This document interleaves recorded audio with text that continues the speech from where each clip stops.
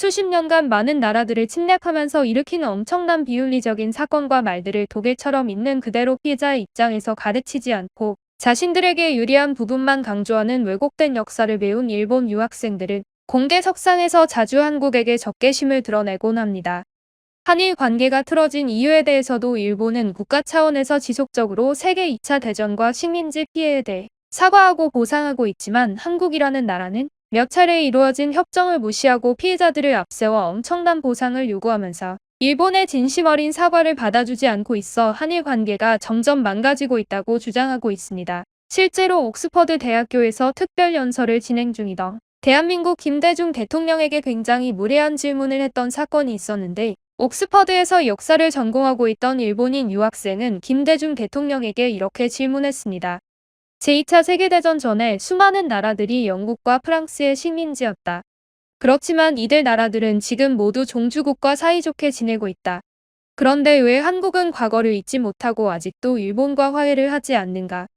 해당 질문은 세계 2차 대전과 식민지에서 행했던 일본의 말할 수 없을 정도로 끔찍한 만행과 전쟁 이후 이루어진 일본의 어설프고 막무가내식 사과에 대해서는 생각하지 않고 지속적인 보상과 진심 어린 사과, 피해자 위주의 역사 교육을 행하고 있는 영국, 프랑스와 일본을 동일시하는 어리석은 질문이었습니다.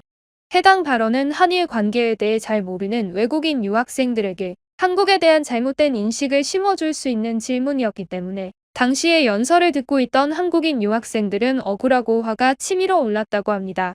김대중 대통령은 연설을 듣고 있던 한국인 유학생들의 억울해하는 표정과 수군거리는 외국인 유학생들을 확인한 다음 무례하면서 어이없는 질문을 한 일본 유학생에게 사이다 같은 답변을 해 연설장의 분위기를 반전시켰다고 합니다. 나는 당신에게 되묻고 싶다. 영국과 프랑스는 수많은 과거식 민지 국가들과 사이좋게 지내는데 일본은 왜 과거식 민지였던 한국과 잘 지내지 못한다고 생각하는가? 그 책임이 한국과 일본 중 어디에 있는가를 한번 생각해봐라. 그것은 영국, 프랑스와 일본을 비교해보면 쉽게 알 수 있다. 일본은 대한민국에 들어와서 한국인이 생명과 같이 소중하게 생각하는 성을 일본식으로 바꾸게 했고 한국말과 역사를 못 배우도록 했다. 그리고 매일 일본 천황이 있는 동쪽을 향해 큰절을 하도록 강요했다. 언제 영국과 프랑스가 이런 일을 한 적이 있는가? 이번에는 제2차 세계대전 후에 전쟁 범죄를 같이 저지른 독일과 일본의 태도를 비교해보자. 독일은 과거에 대해 철저히 사죄했다. 유태인과 이스라엘에 수십억의 배상과 보상을 했다. 그런데 일본은 단 3억을 주는 것으로 끝내버렸다. 독일은 그들의 죄상을 어린이부터 전 국민에 이르기까지 철저히 교육을 시키는 데 반해 일본은 대부분 은폐하려 한다. 그러니 당신도 과거를 몰라 질문하는 것이 아닌가. 뿐만 아니라 독일은 전쟁에 진 것을 패전이라고 시인하는데 일본은 종전이라는 표현을 쓴다. 독일은 당시의 연합군을 점령군이라 했는데 일본은 진주군이라 한다. 일본식대로 하면 누가 전쟁에 승리했고 누가 항복을 했는지 알 수가 없다. 일본이 이러한 태도를 취하고 있는데 우리가 일본을 믿을 수 있겠는가? 더구나 초강대국으로 성장하고 있는 일본이 이렇게 반성과 시정을 하지 않고 있는데 주변국 한국이 이를 경계하는 것은 당연하지 않는가? 따라서 나는 이러한 일본을 결코 영국과 프랑스와 같이 취급할 수 없다고 생각하는데 여러분은 어떻게 생각하는가?